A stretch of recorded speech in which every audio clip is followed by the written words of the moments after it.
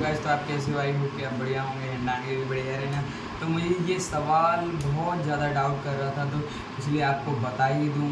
और मुझे तो बहुत ही ज़्यादा डाउट कर रहा था, फिर मैंने सोच समझ के, अरे ये मत सोचना कि वीडियो देखी वीडियो, अरे वीडियो में क्या करूँ यार।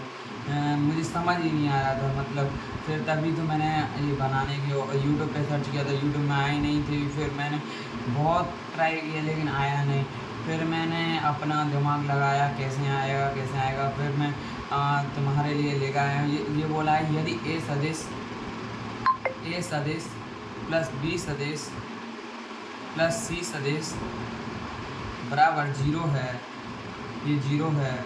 और ए व बी सदिश, मतलब ए सदिश व बी सदिश के मध्य कोण कितना है, तो कोण है ये 150 का। और बी सदिश व सी सदिश के मध्य है 120 डिग्री का।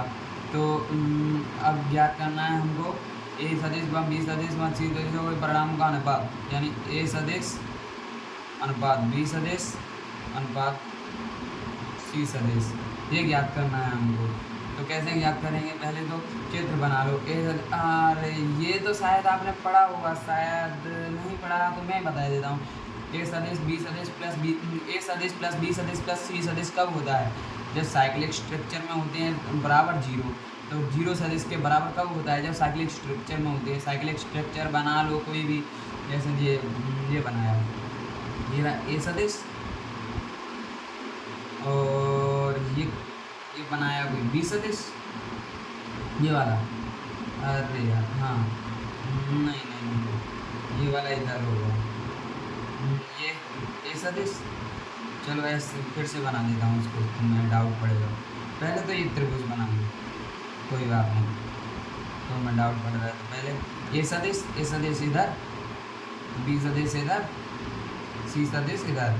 तो साइक्लिक स्ट्रक्चर में होने चाहिए, मतलब एक ही लाइन में होने चाहिए। जैसे एक इधर है तीर, फिर इधर है तीर, फिर इधर है तीर, तो ये चलते रहेंगे, तो ऐसा होना चाहिए। फिर ये ए सदिश है, ये बी सदिश है, ये सी सदिश है, ये तीनों सदिश हो गए।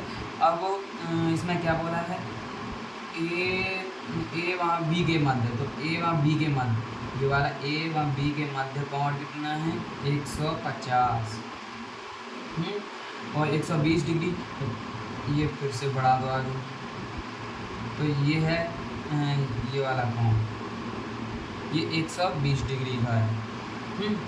और फिर ये वाला, ये है कैसे निकाला, 90 डिग्री का है। ये कैसे निकाला तुमने, अरे वाह, 360 में से जब 150 और 120 270 इसमें से घटाएंगे तो 90 आ जाएंगे, 90 आया। अब तीनों अंतर कोणों का योग 360 डिग्री होता है। अरे नहीं, 360 नहीं, 180 होता है। अरे कुछ भी मतलब, तो इसका कितना आएगा, इसका 90 है, इसका 120 है। तो ये वो वाली है लाइन, मतलब एक ही सरल रेखा पे 180 होता है। तो 180 में से 120 घटाएंगे तो ये 60 का आ जाएगा, और ये 30 का आ जाएगा। और फिर हमको फिर और क्या दिया है, जैसे अब ए सदिश बी सदिश व सी सदिश का अनुपात पूछा है हमको। तो ए सदिश, ये वाला देखो सही से कोण है, तुमने 9th नहीं 10th में पढ़ा होगा। sin 30 बराबर क्या होता है, 1/2 होता है क्या, होता है। तो sin 30 बराबर 1/2, तो लंब बटे कर्ण होता है ना, लंब बटे कर्ण। तो लंब क्या है इसमें, तो sin 30 ये तो आधार हो गया, ये कर्ण हो, लंब हो गया, ये कर्ण हो गया। तो कर्ण क्या दिया है, कर्ण 2 का दिया है, ये तो 2 का आ गया हमारा। पेन दूसरा नहीं, हाँ है, दूसरा आ गया, ये 2 का है। और लंब ये 1 का है, ये हमारे पास 1 का आया। तो एक और निकालना है। तो अब sin 60, ये कहाँ से आया, ये आ रहा। तुम cos 30 भी कर सकते हो, ऐसे यहाँ से ही cos 30 कर दो, कोई बात नहीं। दो cos 30 क्या होता है, आधार बटे कर्ण होता है ना। तो आधार क्या है इसमें, आधार पहले तुम अपनी मर्ज़ी से रख दो। आधार क्या पता है cos 30 का मान कितना होता है, 1/2? नहीं, √3/2 यार, कुछ भी मतलब अपना दिमाग लगाया करो।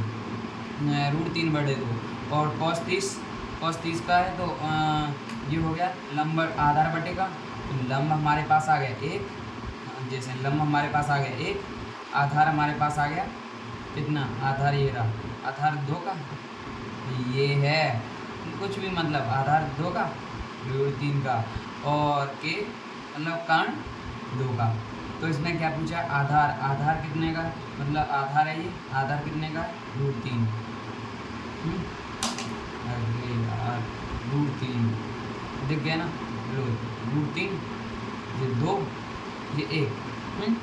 तो इसमें क्या पूछा है फिर, देखो इसको क्वेश्चन को सही से पढ़ो।